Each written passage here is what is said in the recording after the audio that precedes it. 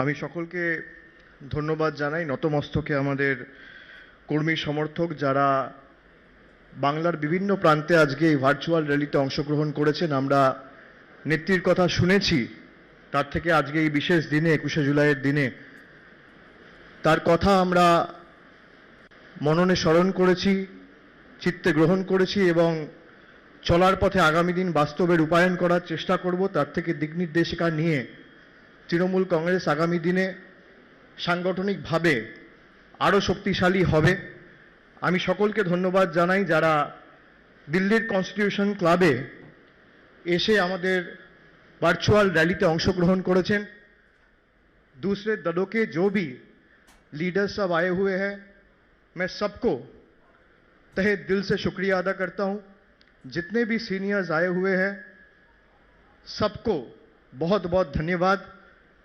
A big thanks to all of you who have come to Constitution Club to bless us, to listen to Didi's speech and ensuring that for a brighter India, for a bigger India and for a better India, we will leave no stone unturned to walk across in hand and make sure the authoritarian forces are defeated in the days to come.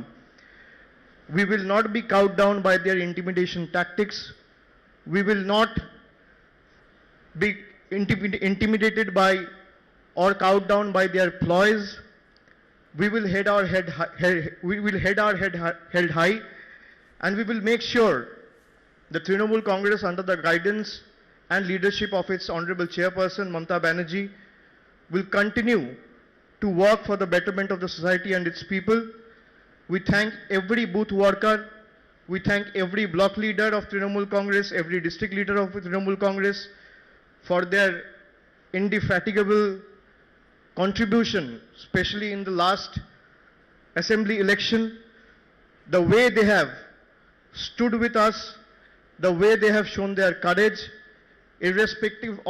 despite all odds, we have fought, we have emerged victorious, and now it's time to make sure that India is also set free by shaking off from the shackles of authoritarian duo sitting in Delhi.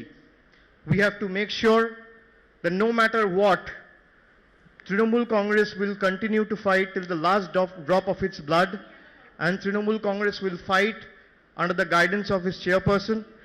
I thank everyone for coming and joining today's rally and blessing us. আমি সকলকে ধন্যবাদ জানাই। তার সাথে সাথে আজকে এই বিশেষ দিনে আমাদের দলের মুখপত্র জাগো বাংলা সাপ্তাহিক থেকে দৈনিক হয়েছে।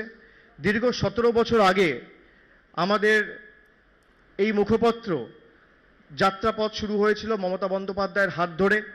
মমতা বন্দ্যোপাধ্যায়ের সংগ্রাম, আন্দোলন, ত্যাগ, তিতিক্ষা, সর্বোপরি দলের এবং নেত্রীর দৃষ্টিভঙ্গিকে মানুষের কাছে পৌঁছে দিয়েছে এই জাগো বাংলা।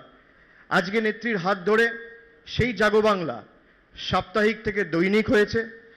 আমি জাগো বাংলার পুরো টিমকে ধন্যবাদ জানাই যারা পরিশ্রম করে আমাদের এই স্বপ্নকে এবং তৃণমূল কংগ্রেসের বুথের কর্মীদের স্বপ্নকে বাস্তবায়িত করেছে এবং সফল করেছে। আমি সকলকে ধন্যবাদ জানাচ্ছি।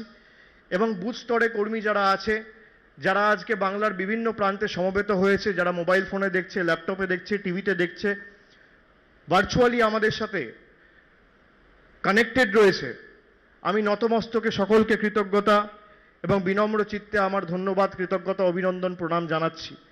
এই অতিমারির সময় আমাদের ইচ্ছা থাকলেও আমরা সশরীরে আজকে ভিক্টোরিয়া হাউসের সামনে ধর্মতলায় এই জমায়েত করতে পারিনি, কিন্তু আমাদের হৃদয়, আমাদের চলার পথের প্রেরণা, আমাদের অনুপ্রেরণা, যেভাবে মমতা বন্দ্যোপাধ্যায়ের লড়াই সংগ্রামকে আমরা পাথেয় করে এবং পথ চলার প্রেরণা করে দীর্ঘ আন্দোলন লড়ে বাংলায় তৃতীয়বারের জন্য মামাটি মানুষের সরকার তার নেতৃত্বে প্রতিষ্ঠা করেছি। আমি অনুরোধ করব নেত্রীর কথা আজকে আমরা স্মরণ করে তার থেকে দিক নির্দেশিকা নিয়ে আমরা আগামী দিন তৃণমূল কংগ্রেসকে বুথ স্তরে আরও শক্তিশালী করব এবং ভারতবর্ষে আগামী দিন ভারতকে সঠিকভাবে স্বাধীন করে আগামী দিনগুলোতে তমসাচ্ছন্ন ভারতবর্ষে একটা মুক্তির সূর্যোদয় এই বাংলাই ঘটাবে। মহামতি গোখলে যা বলতো, what Bengal things today, India things tomorrow.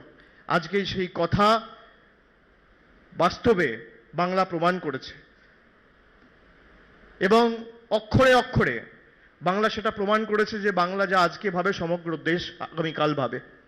তাই আমি সকলকে আর একবার ধন্যবাদ দিয়ে প্রণাম জানিয়ে মঞ্চে বয়োজ্যেষ্ঠ যারা রয়েছেন, রাজ্য সভাপতি সুব্রত বক্সী সহ পার্থ চট্টোপাধ্যায়, মুকুল রয়, আমি সকলকে আমার ধন্যবাদ, কৃতজ্ঞতা, প্রণাম, অভিনন্দন জানিয়ে আপনাদের সকলকে ধন্যবাদ জানিয়ে আজকের বক্তব্য এখানে শেষ করলাম।